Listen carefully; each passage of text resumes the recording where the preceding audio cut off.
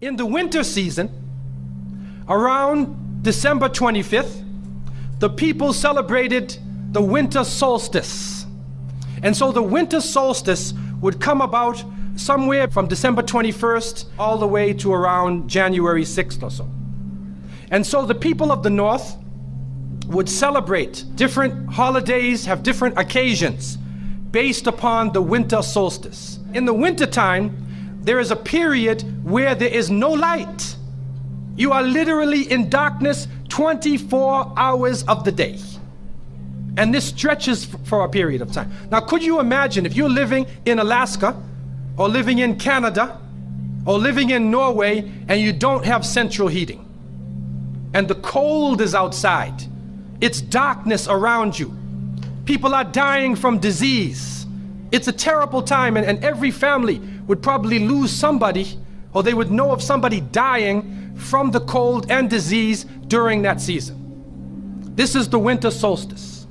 And so when the sun starts to come out, the people now are looking at the sun as a life-giving force. And so during that time, a number of ceremonies were held in northern countries.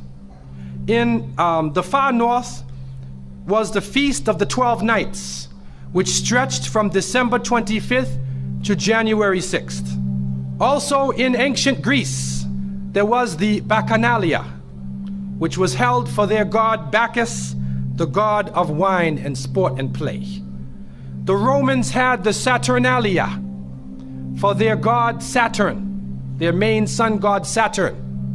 And so you find during these times that the people held ceremonies in the north. They would burn bonfires. The light was important, the fire, because the fire represents the light, the life-giving force for those who worship nature. Also in the north, they recognized that there was one tree that despite the cold would still remain alive, the evergreen tree, the fir tree. And so in some cases they would take this fir tree, believing that there was powers of life within the tree, and they would put it in their homes, set it there and put a light on the top of it, or burn them in the front, or they would make mistletoes and put them over their doorways, a type of what we would call ta'weez or tamima. It is an amulet, and they would hang the amulet over their doors, hang the amulets in their home, hoping that this fir tree, that this so-called life-giving force would protect them from the danger of the winter. And so their ceremonies developed around this. And this went on for hundreds of years.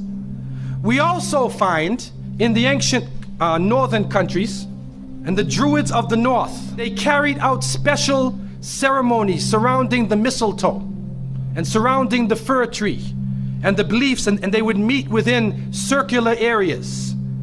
And they had a secretive cult that spread throughout the far northern countries. One of the interesting individuals, and you can look this up if you can find it in the dictionaries or encyclopedias, is a man called Mithra or Mithras. This is a very mysterious character. And when you look at history, you find that this individual called Mithra was born on December 25th.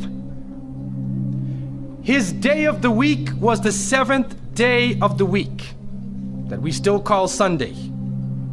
He was supposed to be the son of the sun god himself, and they had a special sacrament made up of bread and wine, and they would make this drink during this time, and supposedly he died for the sins of the people.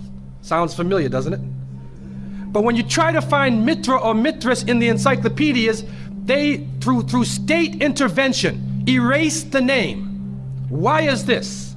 That is because after the time of Jesus, Isa alayhi salam, when the message began to spread and they went north, and you'll see within historical writings that Barnabas, one of his disciples, met a man named Saul or Paul, who later called himself Paul. Paul said he saw Jesus on the Damascus road, and he went to the disciples, but the disciples turned against Paul. Only Barnabas stayed with him. But when Paul and Barnabas went into Greece, Barnabas left him. Now, what is the reason why they all left him? What are the concepts coming through Paul? Many people say, well, they left him because he was Saul before and he used to torture the early followers of Isa alayhi salam. But also you can see, and if you look at present day Christianity, that most of the concepts of the Trinity, of the blood sacrifice, the original sin, and most of the concepts which relate to more than one God are coming through Paul. The preachers are quoting Paul sometime more than Jesus during their sermons. And so Barnabas left Paul. And somewhere in the early days, in Rome or Greece, somewhere in that area, those missionaries who were teaching the teachings of Jesus, Isa alayhi salam, met with this force coming from the north.